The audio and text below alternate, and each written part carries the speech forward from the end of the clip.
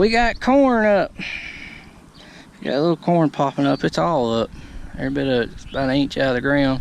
I come down here yesterday and run tillers through the garden between the rows. Got to come down here today. It needs hoeing, but got little stalks up, about an inch or two. Then I got sunflowers up. My wife wanted sunflowers. Got them up. They're popping up.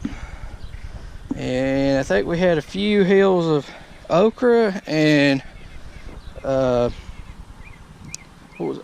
beans up. That's about it so far. We got a big rain top of this. Probably will have to replant everything but the corn, a lot of it. But let's go look at the tarp system on the barns. All right, so this is the tarp system. What we done, we just went out Tractor Supply and bought some regular tarps. I've been using this for a while now. We didn't want to have to put doors on this building. In order to do it the way I wanted to do it, I wanted to put a double rail large door system. That way they could overlap and I'd have a full opening to go in and out. When stacking these squares, it's very important that you have a full opening on one side to go in and out. This was a cheap solution that we come up with temporarily, and we've ended up and keep doing it. You have to buy tarps once a year, every year. They'll last a year, and you have to put them up new. These are new. I just take fencing staples and drive them in the holes up top. I have eye hooks on each end. The eye hooks are about as big around as your little finger. Then I run ropes through to a pipe on the bottom. I have a steel pipe all the way across the bottom, just like a steel water line, and I zip tie them to the pipe. That way it's easy to take on and off whenever you do have to change them out. And then on the ends, I put zip ties, one zip tie, and I'll leave a big loop in it for these ropes to travel up and down. You could use cables doing this. I originally was going to use cables, but it was just easier for me to put up ropes. But if you use a winch, I have a winch, but I got ropes on it. Cables do work better with the winch. Now up there's eye hooks, and these ropes come down to here, and they run up, and you can see I'm pulling it, and it'll pull that side up just like that, straight through those. There's two eye hooks on top, one on each end. This rope runs up and back down to this side, and then the one that goes over there runs up all the way over and back down.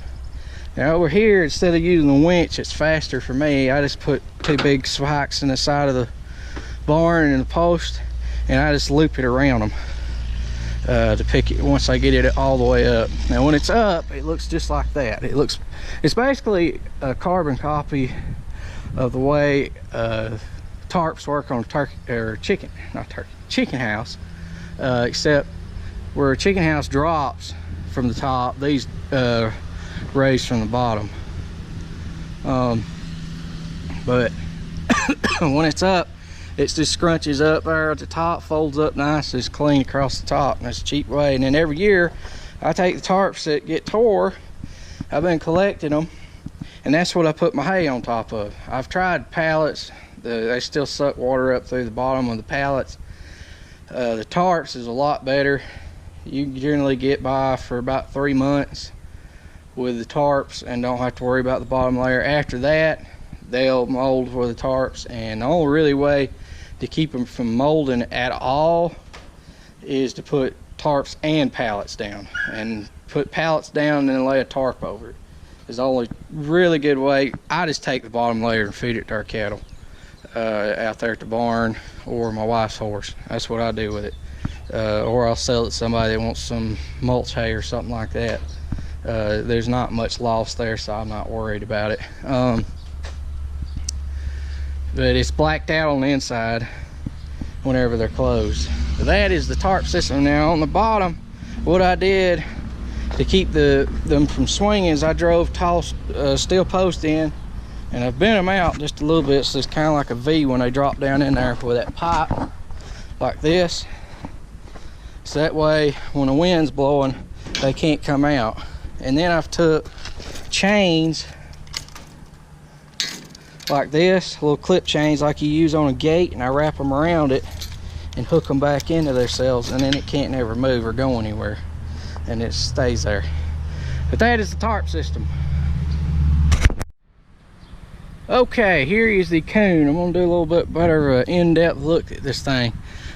I noticed last time I was watching other videos of these things, it looks like they've changed it quite a bit. Yeah, the video that y'all are gonna see tonight with it in it hadn't come out yet. But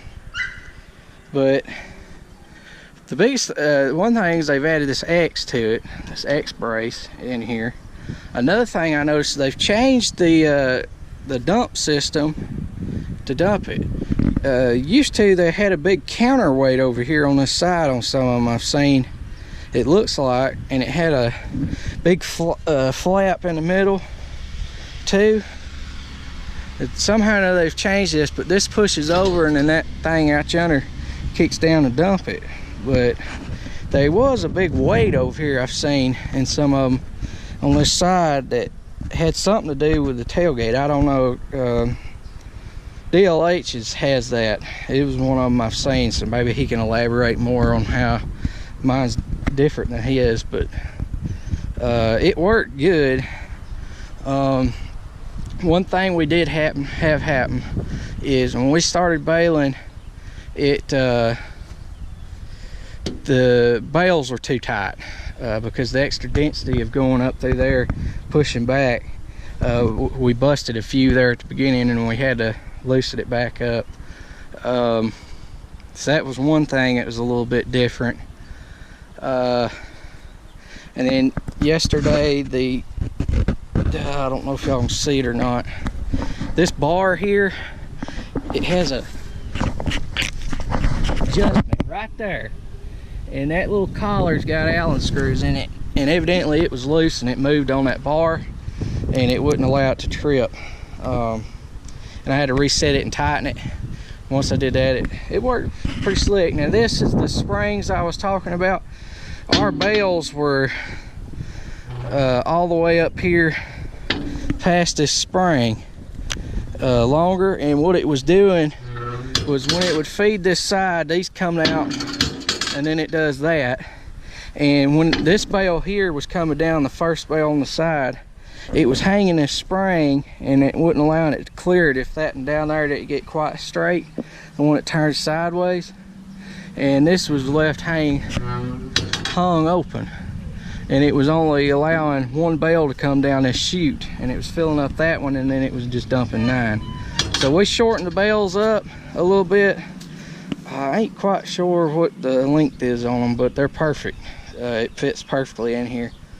DLH said his worked best at 38 or 36 inches. I believe these are 38 because they're as wide as you can get in here and it's still clear the spring. So it's got to be close to 38, 39, something like that. But it worked good. It does pull behind it real good. One thing I did find out though is it does not like terraces, real sharp terraces, driving over the top of them. If you're going across the field, this piece here, it don't float real good going across real big dips. Now going across gentle rolling terraces, it didn't have any trouble at all.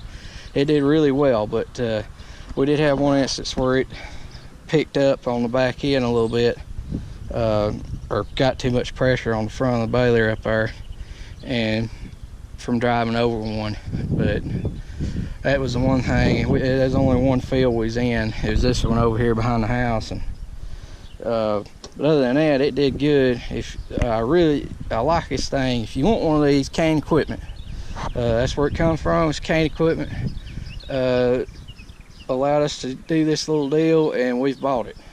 We've got this thing. Really big thanks to them, and appreciate them. It worked. When I got it, it was in shipment. I had to put it all, the chute and everything in, which wasn't too bad. But this sucker here is heavy. Really, that's a two-man job putting that thing in. But I just did it by myself, and Bear hugged it and got it up there. But as far as setting it up though, it's not bad. It's not really all that difficult. It's just a little bit time consuming if you get one straight out of shipment. The reason why I got mine straight out of shipment is I'm good quite a ways from canes, so I didn't want to pull it home with it sticking up in there. That was why I did that went that route. But it does have LED lights on the back and everything back here. But we like it. Thanks for watching today. Please comment, rate, subscribe. I hope some of this stuff with the tarp and this thing helps y'all a little bit understand. I'll have plenty of videos on this accumulator coming soon. We're baling again today. The next video is probably going to be me hauling with the 4710. Some of y'all are probably looking forward to wanting to see that thing in action up close. So that's probably what I'm going to be doing today, hitting with a new haul. The Big Tech's worked out great. I could put 350 bales, just 5 layers on this truck with this trailer. So that's real good. If I add another layer, I can get 70 more bales on it if I wanted to go 6 high. But generally all I stack's 5 because the skid steers can't reach too much higher than that, and it gets a little bit difficult seeing with them. If I was unloading the tractor, I would go higher. But thanks for watching. Please comment, rate, subscribe. See y'all next time.